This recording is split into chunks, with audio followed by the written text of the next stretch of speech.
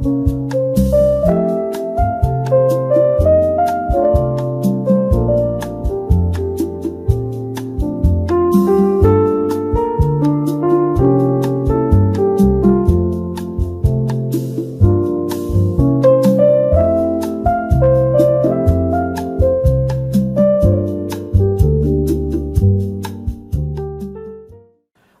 হাঁটিব ফেলে পশ্চাতে পচা অতীত, গিরিগুহা ছাড়ি খোলা প্রান্তরে গাহিব গীত।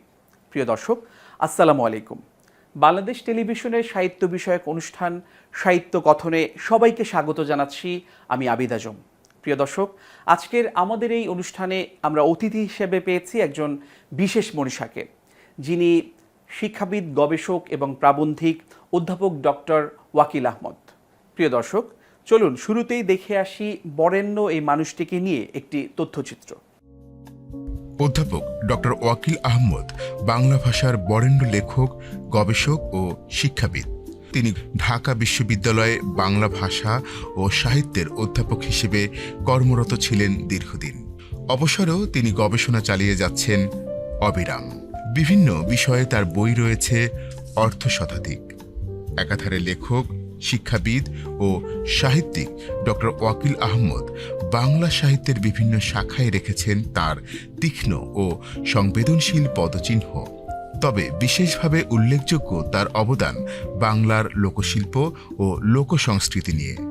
পল্লীর মাটির গন্ধমাখা বর্ণনা, সহজ জীবনের নিগূঢ় সৌন্দর্য আর লোকসাংস্কৃতিক উপাদানের ভেতর নিহিত ঐতিহ্য, এসব কিছুই তার লেখায় উঠে এসেছে অনন্য গবেষণা ভঙ্গিতে। তার লেখা প্রবন্ধ ও গ্রন্থগুলো শুধু জ্ঞান সমৃদ্ধ নয়, বরং ইতিহাস, ঐতিহ্য ও মানবিক চেতনার সেতু বন্ধন রচনাকারী। তিনি আমাদের মনে করিয়ে দেন, লোকসংস্কৃতি কোনো নিছক অতীত নয়, এটি বর্তমানের প্রেরণা এবং ভবিষ্যতের ভিত্তি। তার উল্লেখযোগ্য গ্রন্থ 19 শতকে বাঙালি মুসলমানের চিন্তা ও চেতনার ধারা, বাংলার লোকসংস্কৃতি, বাংলা রোমান্টিক প্রাণোপাখ্যান, বাংলার মুসলিম বুদ্ধিজীবী, বাংলা লোকসঙ্গীতের ধারা, বাংলা লোকসাহিত্যের ধারা, লালন গীতি সমগ্র, বাংলা রেনেসা ও অন্যান্য প্রসঙ্গ, বাউল গানের ধারা, বাংলার মুসলমানের শেকড় ও আত্মপরিচয়। ডক্টর ওয়াকিল আহমদ সাহিত্য গবেষণার জন্য পেয়েছেন বাংলা একাডেমি সাহিত্য পুরস্কার ও 21 পদক। বাংলাদেশ এশিয়াটিক সোসাইটির সভাপতির দায়িত্ব পালন করেছেন এবং বাংলা একাডেমির সভাপতি ছিলেন। এছাড়া তিনি ঢাকা বিশ্ববিদ্যালয়ের উপাচার্য ও জাতীয় বিশ্ববিদ্যালয়ের উপাচার্যের দায়িত্ব পালন করেছেন। ডক্টর ওয়াকিল আহমদ 1941 সালের 5 এপ্রিল পশ্চিমবঙ্গের মুর্শিদাবাদ জেলার সুতি থানার আজাদনগরে জন্মগ্রহণ করেন। ওয়াকিল আহমদ 1956 সালের মুর্শিদাবাদের নিমতিতা গৌরসুন্দর দ্বারকানাথ উচ্চ বিদ্যালয় থেকে ম্যাট্রিক পাশ করেন। ছোটবেলা থেকেই তার ছিল লেখাপড়ার প্রতি ব্যাপক আগ্রহ। কলিকাতা বিশ্ববিদ্যালয় থেকে তিনি বাংলায় MA পাশ করেন 1962 সালে। অবশেষে 1972 সালে তিনি PhD ডিগ্রি লাভ করেন ঢাকা বিশ্ববিদ্যালয় থেকে। তার PhD থিসিসের শিরোনাম বাংলার লোকসাহিত্যে লোকসংস্কৃতির উপাদান। বাংলার লোকসাহিত্যে ডক্টর ওয়াকিল আহমদ এক অবিস্মরণীয় নাম। তার লেখা গ্রন্থগুলো লেখক, পাঠক, শিক্ষার্থী, গবেষকদের কাছে আকর গ্রন্থ। স্যার, আসসালামু আলাইকুম। কেমন আছেন আপনি? ইনশাল্লাহ আছি ভালো। স্যার, একজন পাঠকের মনে তো সাহিত্য সম্পর্কে নানা ধরনের প্রশ্ন এবং নানা ধরনের কৌতূহল জন্মে। স্যার, আপনার শৈশব এবং প্রাথমিক শিক্ষা জীবনের অভিজ্ঞতা কেমন ছিল? কিভাবে লেখালেখির চর্চাটা শুরু করেন আপনি? আমি যখন কলিকাতা বিশ্ববিদ্যালয়ে বাংলা ভাষা ও সাহিত্যে MA পড়ি, তখন আমি কিছু লেখাও শুরু করেছিলাম এবং কলকাতার বিশেষ করে সওগাত পত্রিকায় আমার লেখাও বের হয় এবং সে লেখাটি ছিল আমার জন্মস্থান মুর্শিদাবাদের পরিবারের যে মেয়েলি গীতগুলো আমি শুনেছি, আমার আগ্রহ ওই গীতগুলো সংগ্রহ করতাম। গীতগুলোকে অবলম্বন করে আমি সেই লেখাটা লিখি এবং এটা সওগাত পত্রিকায় প্রকাশিত হয়। আমার শুরুটা কিন্তু ওখান থেকেই। তারপরে MA পরীক্ষার তো চাপ ছিলই। পরীক্ষা শেষ করে এর মধ্যে আর কোনো লেখালেখি আমি করিনি, তবে মনের মধ্যে বিষয়টা রয়ে গেছে আর কি। তারপরে চাকরির সন্ধান করি। চাকরির সন্ধান করতে গিয়ে আমি অনেকের পরামর্শে এবং নিজের ইচ্ছাতেও সেকালে যে পূর্ব পাকিস্তান ছিল সে পূর্ব পাকিস্তানে চলে আসে। এসে আমি প্রথমে একটি কলেজে অধ্যাপনা শুরু করেছিলাম, করটিয়া সাদাত করটিয়া কলেজ। করটিয়া কলেজে 5 মাস আমি অধ্যাপনা করি। তারপরে ঢাকা বিশ্ববিদ্যালয়ে বাংলা একাডেমিতে একটা ফেলোশিপ পাই। এটা গবেষণাধর্মী ফেলোশিপ। এই ফেলোশিপের তো একটা তাগাদা আছে, আমার ভেতরেও যে একটি ইচ্ছা আছে বা স্বপ্ন আছে, সেই ইচ্ছাটা মেলবন্ধন ঘটল আর কি। এবং সেটা লোক সংস্কৃতিকে কেন্দ্র করেই আমাকে যে বিষয়টা দেওয়া হলো, সেই বিষয়টি ময়মনসিংহের ধাঁধার উপরে আমার পছন্দ হয়েছে। এবং যেহেতু আমি এই ধারাতেই কাজটা শুরু করেছি, এটা আমার জন্য অনেকটা সহজও হলো। আমার কিন্তু শুরুটা এভাবেই, লোক সংস্কৃতি, লোক সাহিত্য, লোকশিল্প, লৌকিক খেলাধুলা ইত্যাদি বিচিত্র বিভিন্ন দিক আছে, এগুলোর প্রতি আমার আগ্রহ এভাবে জন্মে এবং এভাবে তার সূচনা হয়। স্যার, লোক সংস্কৃতি নিয়ে আপনি যেভাবে কাজ করে চলেছেন অব্যাহতভাবে, এটা নিশ্চয়ই একটা বড় একটা দৃষ্টান্ত। তো সাহিত্যের এত এত বিষয় এবং শাখা থাকতে লোক সংস্কৃতি আপনাকে কিভাবে আকৃষ্ট করলো, এবং লোক সংস্কৃতির কোন বিষয়টি নিয়ে আপনি বেশি আকর্ষণ বোধ করেন? লোক সংস্কৃতি লোকজীবনের, লোক সমাজের সৃষ্টি এবং লোকজীবনের কথা আছে এর ভেতরে। আমাদের জন্ম গ্রামে, গ্রামটি ছিল সেটি অত্যন্ত বর্ধিষ্ণু গ্রাম, লৌকিক পরিবেশ তো ছিল সেখানে আর কি। এবং এই পরিবেশটা সারা বাংলাদেশে। গবেষণা করতে গিয়ে আমি দেখলাম যে আমাদের লোক সাহিত্য সংস্কৃতি বেশ সমৃদ্ধ। যেহেতু আমাদের জীবনের, সমাজের, সংস্কৃতির, ঐতিহ্যের গভীর সম্পর্ক রয়েছে, এটা আমার নিজের জানা এবং অপরকে জানানো। এই প্রেরণা থেকেই আমি আমার PhD থিসিস যেটা ছিল সেটা লোক সংস্কৃতির উপরেই, এবং পরবর্তী কাজগুলো সেই লোক সংস্কৃতির বিভিন্ন শাখাকে কেন্দ্র করে রচিত হয়েছে। মুখ্য কারণটা এটাই। স্যার, লোকসাহিত্য এবং লোকজ যে সংস্কৃতি, এটা তো নিশ্চয়ই সাধারণ কোনো বিষয় নয় বলে আমরা জানি। এই চর্চা করতে গিয়ে আপনার কোনো চ্যালেঞ্জের মুখোমুখি হতে হয়েছে কিনা? না, এরকম কোনো বাধা আমি পাইনি। বাধা পাইনি। লোক সংস্কৃতির সাহিত্য নিয়ে যে গবেষণা হয় সেটা একটা সাধারণ মানের এবং আলোচনাধর্মী, কিন্তু লোক সংস্কৃতি গবেষণাটা কেবল আলোচনা বিশ্লেষণ হলেই চলে না। এটা একটা মানে বাংলা সাহিত্যের মতো, ঠিক সাহিত্যের যে সমালোচনা, লোক সংস্কৃতির সমালোচনা সেই আলোকে করা ঠিক না।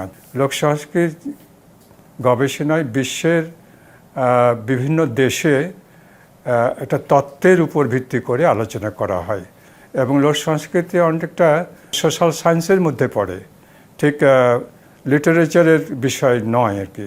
সোশ্যাল সায়েন্স হলে তার সমাজতত্ত্ব, নৃতত্ত্ব, অ্যানথ্রোপোলজির বিষয় এবং লৌকিক দর্শনের বিষয়, এগুলো এর মধ্যে রয়েছে। সেই তত্ত্বগুলো আমাদের অজানা ছিল। আমি নিজে গবেষণা করতে গিয়ে নানা বইপত্র পড়েছি, পড়তে গিয়ে এই বিষয়গুলোর সঙ্গে আমার পরিচয় হয়। সেই তত্ত্বটা অ্যাপ্লাই করে লোকসাহিত্য গবেষণা করা আমি চেষ্টা করছি, এবং এটা আমি বলবো যে আমাদের যারা লোকসাহিত্যের গবেষক কাজ করেছেন তার থেকে আমার লেখার একটা ভিন্ন মাত্রা আছে। যখন লেখালেখি শুরু করেন তখন কি বিষয় নিয়ে আপনি লিখতে শুরু করেন? ঢাকা ইউনিভার্সিটির বাংলা বিভাগে যখন আমি অধ্যাপনা শুরু করি, তখন ক্যারিয়ার গঠনের জন্য পিএইচডি করতে হয়। পিএইচডি করতে গিয়ে আমি একটা থিসিস সম্পূর্ণ করি, সে থিসিস ছাপাও হয়। বাংলা লোকসংস্কৃতি এই বিষয়টি উপরে কাজ করে এবং সে বই প্রকাশিত হয়েছে। এটা মোটামুটি পাঠকের কাছে গ্রহণযোগ্য হয়েছে। লেখার কাজ যখন স্বীকৃতি পায় তখন প্রেরণাটা আরও প্রবল হয়। আমি কিন্তু সেটা অনুভব করেছি এবং আর কলম থামিনি। এ ধারাতে শুরু হলো, কিন্তু লোক সংস্কৃতি তো আমার একটা সাইড। আমার মূল বিষয় সেটা হচ্ছে বাংলা সাহিত্য। বাংলা সাহিত্যের উপরেও কাজ করেছি, যেমন বাংলা রোমান্টিক প্রণয়োপাখ্যান, এটি মধ্যযুগে যে সমস্ত রোমান্টিক কাব্য লিখিত হয়েছিল তাদের একটা ইতিহাসধর্মী মূল্যায়ন করা হয়েছে। এটাও আমাদের পাঠ্য ছিল স্যার, সিলেবাসে এটি রেফারেন্স বই হিসাবে ছাত্রদের পাঠ্য এবং ছাত্রদের প্রিয় বই হিসাবেই এটা গণ্য হয়েছে। আমি সে ফিডব্যাকটা পাই, আমার ভালো লাগে। তারপরে আমি যখন থিসিস লেখার কাজ শুরু করলাম, এটাও কলকাতা বিশ্ববিদ্যালয়ে একটা ফেলোশিপ নিয়ে গিয়েছিলাম। যে বিষয়টা নির্বাচন করেছিলাম সেটা হচ্ছে বাংলা সাহিত্যে 19 শতকের মুসলমানদের চিন্তা ও চেতনা ধারা। সেখানে বাংলা সাহিত্য ভিত্তিক সেকালে যারা লিখেছেন তাদের কি বলেছেন সমাজ সম্পর্কে, সে বিষয়গুলো মূল্যায়ন করে তার চিন্তা চেতনা ধারা বইটা লিখেছে। বাংলার মুসলিম বুদ্ধিজীবী, এটা কিন্তু সাহিত্য ঠিক না, এটা ইতিহাস ধর্মী একটা বই। মুসলমানরা তখন কি করেছে, কি ভেবেছে তাদের সমাজের জন্য, দেশের জন্য, সেই কথাগুলো এখানে তুলে আনার চেষ্টা করেছি।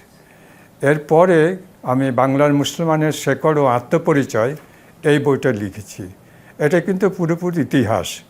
সর্বশেষ জুলাই আগস্টের গণ অভ্যুত্থান ইতিহাস এবং এর সঙ্গে যুক্ত আছে যে সংস্কৃতিটা, সঙ্গে সঙ্গে গান লেখা হয়েছে, কবিতা রচিত হয়েছে, গ্রাফিতি রচিত হয়েছে, স্লোগানগুলি রয়েছে, প্ল্যাকার্ডে বহু রকমের কথা এসছে। অভূতপূর্ব একটা সবগুলো মূল্যায়ন করে একটা ইতিহাসধর্মী একটা গ্রন্থ লিখেছি।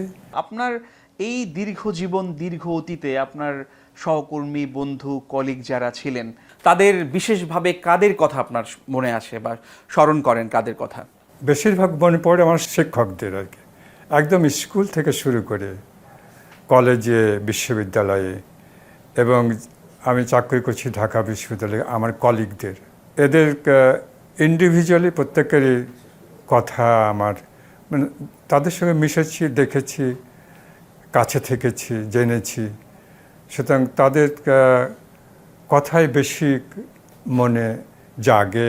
আমি যখন বাংলা বিভাগে 1966 সালে যোগদান করি, তখন বাংলা বিভাগের অধ্যক্ষ ছিলেন প্রফেসর মোহাম্মদ আব্দুল হাই। কলিগ হিসেবে আমি মনি চৌধুরী সাহেবকে পেয়েছি, আমি কলিগ হিসেবে পেয়েছি নীলিমা ইব্রাহিমকে, কলিগ হিসেবে ছিলেন মোফাজ্জল হায়দার চৌধুরী, কলিগ হিসেবে ছিলেন আনোয়ার পাশা। এরা আমার সিনিয়র এবং শ্রদ্ধেয়। স্যার, ঢাকা বিশ্ববিদ্যালয়ে আপনি দীর্ঘ সময়ে বাংলা বিভাগে অধ্যাপনা করেছেন এবং পরবর্তীতে উপাচার্য হিসেবে দায়িত্ব পালন করেছেন। পাঠদানের যে অভিজ্ঞতা ছিল আপনার, সেগুলোর মনে পড়ে কিনা এবং প্রিয় ছাত্রদের সঙ্গে স্মরণীয় কোনো ঘটনা মনে পড়ে কিনা স্যার আপনার? কলকাতা বিশ্ববিদ্যালয়ে অনার্স পড়ানো হয় কলেজে, কেবল মাস্টার ডিগ্রি পড়া হয় কলকাতা বিশ্ববিদ্যালয়ে। ঢাকা বিশ্ববিদ্যালয়ে অনার্স এবং মাস্টার ডিগ্রি দুটোই বিশ্ববিদ্যালয়ে পড়ানো হয়। তো এখানে দীর্ঘ সময় ধরে ছাত্রদের সঙ্গে শিক্ষকদের সম্পর্কটা থাকে, যোগাযোগটা থাকে আর কি। বাৎসরিক একটা পিকনিক হতো, তো সেখানেও তারা সব শিক্ষকই তাদের সঙ্গে যেতেন আর কি, ছাত্র। তা আমরাও গিয়েছি, এরকম বেশ কয়েক বছর পিকনিকে গিয়েছি। সেখানেও ছাত্রদের সঙ্গে যোগাযোগটা ঘনিষ্ঠতর হয়েছে এবং এগুলো বেশ মনের মধ্যে রেখাপাত করার বিষয় আর কি। প্রিয় দর্শক, চলুন আমরা প্রফেসর ডক্টর ওয়াকিল আহমদের একজন শুভাকাঙ্ক্ষীর মন্তব্য শুনে আসি। ওয়াকিল স্যার যখন আমাদের পড়াতেন তখন তো তিনি খুবই বিখ্যাত লোক, একদিকে পণ্ডিত হিসেবে বিখ্যাত, সামাজিক সাংস্কৃতিক ব্যক্তিত্ব, আরেকদিকে তিনি আসলে ইউনিভার্সিটির অ্যাডমিনিস্ট্রেশনের সঙ্গে যুক্ত ছিলেন। মানে আমরা যখন তার কাছে পড়েছি সেকেন্ড ইয়ারে মধ্যযুগের বাংলা সাহিত্যের একটা কোর্স, তার আগেই তিনি ঢাকা বিশ্ববিদ্যালয়ের প্রভিসি ছিলেন। ফলে আমরা তাকে আসলে ওইভাবেই দেখতাম, একদিকে পাণ্ডিত্য, আরেকদিকে খুবই পদস্থ ব্যক্তি, এবং ওয়াকিল স্যার তো আসলে খুব সুবেশ ছিলেন, সুপুরুষ ছিলেন, এবং পোশাক আশাকের ব্যাপারে খুবই সতর্ক ছিলেন। তিনি ওইভাবেই ক্লাস নিতেন, ক্লাসে খুবই রেগুলার ছিলেন, একটু মৃদু ভঙ্গিতে কথা বলতেন। ওয়াকিল স্যারের কাজের পরিসর তো আসলে খুব বিস্তৃত, তার মধ্যে খুবই যত্ন সহকারে বহুদিন ধরে তিনি লোক সাহিত্য নিয়ে কাজ করেছেন। তো লালন নিয়েও তিনি খুব গুরুত্বপূর্ণ কাজ করেছেন, সংকলন করেছেন, লেখালেখি করেছেন। এর বাইরে পুরনো সাহিত্যের মধ্যেও কিছু লোক সাহিত্য বলা যায় কিংবা কাছাকাছি ধরনের মুড আছে, এরকম সাহিত্য নিয়ে তিনি কাজ করেছেন। সব মিলিয়ে তার আসলে কাজের, লোকসাহিত্য নিয়ে কাজের পরিধিটা অনেক বড়। তিনি যে 19 শতকের মুসলিম বুদ্ধিজীবী নিয়ে কাজ করেছেন কিংবা অপরাপর কাজ করেছেন, সেগুলো খুবই গুরুত্বপূর্ণ। আর তার চেয়ে বড় কথা হলো যে তিনি এমন প্রচুর ব্যক্তি নিয়ে এবং ধারা নিয়ে কাজ করেছেন যেগুলো নিয়ে অন্যরা আসলে কাজ করেনি। প্রিয় দর্শক, আমরা শুনলাম প্রফেসর ডক্টর ওয়াকিল আহমেদের একজন শুভাকাঙ্ক্ষীর মন্তব্য। স্যার, আপনি এশিয়াটিক সোসাইটি এবং বাংলা একাডেমির মতো প্রতিষ্ঠানের সভাপতির দায়িত্ব পালন করেছেন। এই দায়িত্ব পালন করতে গিয়ে কোন দায়িত্বটা আপনাকে বেশি তৃপ্তি দিয়েছে? ঢাকা বিশ্ববিদ্যালয়ে উপাচার্য হিসেবে দায়িত্ব পালন করেছি, পরে জাতীয় বিশ্ববিদ্যালয়ে উপাচার্য হয়েছে। এটা শিক্ষা জীবনের সঙ্গে সম্পৃক্ত আর কি। এটা একটা প্রশাসনিক দিক, আর কি শিক্ষা প্রশাসনের সঙ্গে জড়িত। আর এসএটি বাংলা একাডেমি, এটা তো ছোট প্রতিষ্ঠান কিন্তু উচ্চমানের গবেষণার প্রতিষ্ঠান। এখানেও সভাপতির পদটা বেশ সম্মানজনক। আমি এই সমাজের কাছ থেকে এই পদগুলো পেয়েছি এবং আমি উপভোগ করেছি।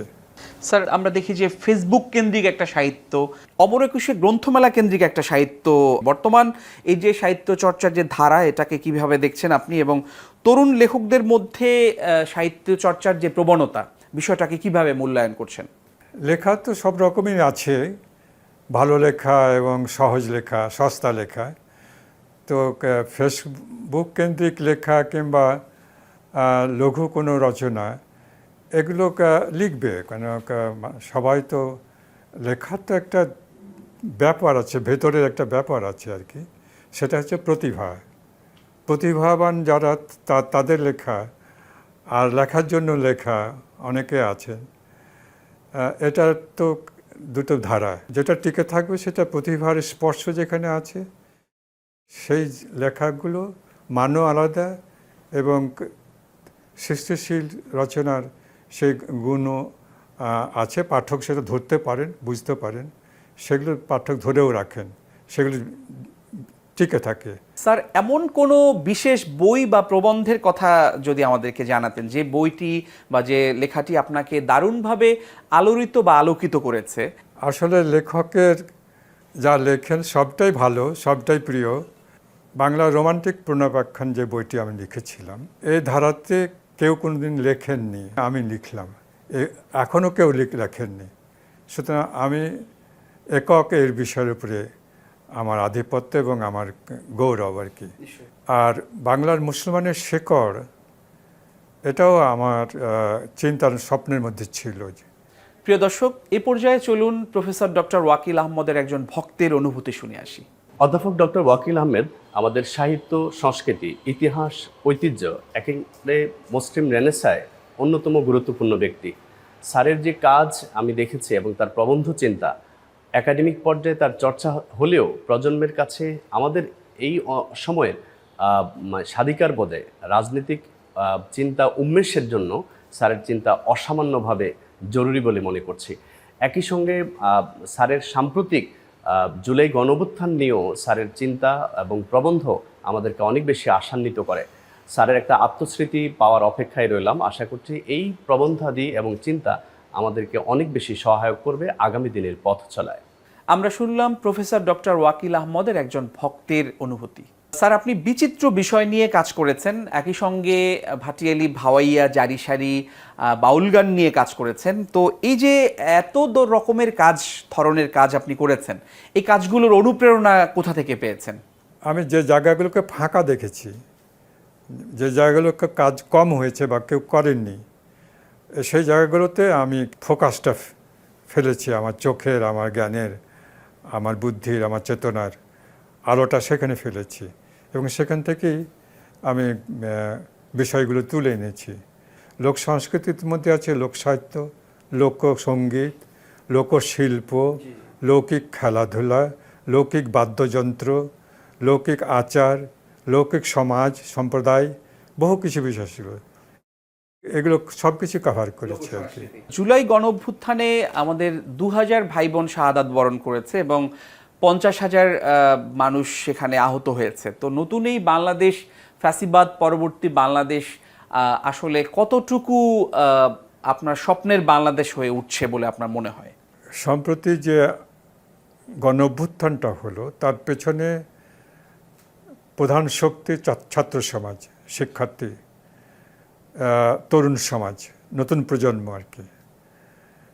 নতুন প্রজন্ম সম্পর্কে আমার ধারণাটা খুব ভালো, মানে আশাপ্রদ এবং উজ্জ্বল ধারণা। কারণ আমরা তুলনা করে দেখি, আমরা যে প্রজন্মের মানুষ, 1-2 পুরুষ আগের মানুষ আমরা আর কি। আমাদের যে আইকিউ, সে তুলনায় এই প্রজন্মের যে যারা আছে তাদের আইকিউ কিন্তু অনেক বেশি। যোগাযোগ মাধ্যমটাও এমন হয়েছে খুব সহজেই অনেক কিছু লভ্য পাওয়া যায়। এর কন্ট্যাক্টে এই নতুন প্রজন্ম আসছে। তো এদের মেধার যে জায়গাটা তৈরি হচ্ছে, মেধার যে বিকাশটা ঘটছে, এটা কিন্তু একটা নতুন, এটা শুধু দেশকেন্দ্রিক না, একটা আন্তর্জাতিক মানও আছে। মানে দেশ এবং বিশ্ব মিলে একটা জ্ঞানের জগৎ তৈরি হচ্ছে, একটা বুদ্ধির জগৎ, একটা মেধার জগৎ, একটা স্বপ্নের জগৎ তৈরি হচ্ছে। স্যার, পুরস্কার নিশ্চয়ই একজন লেখকের জীবনের অনন্য একটি স্বীকৃতি। তো আপনি তো লেখালেখির জীবনে বাংলা একাডেমি এবং 21শে পদক পেয়েছেন। এই বিষয়ে আপনার লেখালেখিতে কি প্রভাব ফেলেছে বলে আপনার মনে হয়? কাজ করার সাথে সাথে একটা সামাজিক স্বীকৃতি, এটা প্রত্যেকেরই একটা থাকে, মনের মধ্যে আশা থাকে। আমারও আশা আছে যে আমি কাজ করছি, এটা তো একটা স্বীকৃতি সমাজ আমাকে দেবে, আমার কাজের মূল্য আছে, বিবেচনা করবে, এরকম একটা ধারণা। এবং সেই বিবেচনাটা পুরস্কারের মধ্যে দিয়েই প্রকাশ পায়। তো বাংলা একাডেমি সাহিত্য পুরস্কার খুব সম্মানজনক, এবং 21শে পদক তো আরও সম্মানজনক, কোনো সন্দেহ নেই। এগুলো পেয়েছি। ঢাকা বিশ্ববিদ্যালয় আমাকে 2টো গবেষণামূলক পুরস্কার দিয়েছে। আব্দুর রাব চৌধুরী স্বর্ণপদক, আরেকটা হচ্ছে ইব্রাহিম শারক স্বর্ণপদক। আজকে এগুলো বিশ্ববিদ্যালয়ে যে আমাকে মূল্যায়ন করেছে তার প্রমাণ এই পুরস্কারের মধ্য দিয়েছে। এটা অবশ্যই আমার জন্য গৌরবের এবং অত্যন্ত আনন্দের বিষয় আর কি। শেষ প্রশ্নটি আপনাকে করতে চাই স্যার, আপনার এই যে লেখালেখি এবং গবেষণা করছেন, অব্যাহতভাবে চলছে স্যার অনেক বছর ধরে বিরতিহীনভাবে, আপনার এই লেখালেখি এবং গবেষণার ভবিষ্যৎ পরিকল্পনা কি আমাদের যদি জানাতেন, এবং আগামীতে আপনার কোনো নতুন বই আসছে কিনা? একই সঙ্গে স্যার জানতে চাচ্ছি যে আপনার স্বপ্নের বাংলাদেশটা কেমন? লেখালেখির মধ্যেই আছি, এবং অবসর জীবনে এ কাজ করার আরও সুযোগ বেড়েছে, এবং সেই সুযোগটা আমি নষ্ট হতে দিইনি। পুরোটাই কাজে লাগাবার চেষ্টা করছি। তবে বয়স বাড়ার সাথে সাথে সাথে শক্তি কমে আসছে। পুরোপুরি সময় ইচ্ছা থাকলেও সময়টা কাজে লাগাতে পারি না। তবে কাজ করে যাচ্ছে, প্রতিদিনই কিছু না কিছু লিখি। আমার কাজগুলো কিন্তু মানুষকে নিয়েই, মানুষের কল্যাণ চিন্তাই হচ্ছে আমার চিন্তা আর কি। সুখ, শান্তি, সমৃদ্ধি, আনন্দময় একটি দেশ তৈরি হবে, মানুষ এই দেশে সুখ শান্তিতে আনন্দের বাস করবে, এটাই আমি মনে প্রাণে কামনা করি, আমার স্বপ্ন। স্যার, আপনাকে অনেক ধন্যবাদ, দীর্ঘ সময় দিয়েছেন আমাদের।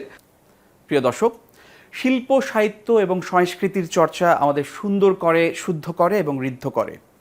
সাহিত্য কথন অনুষ্ঠান আজ এ পর্যন্তই। দেখা হবে আগামী পর্বে। সেই পর্যন্ত ভালো থাকুন। আল্লাহ হাফেজ।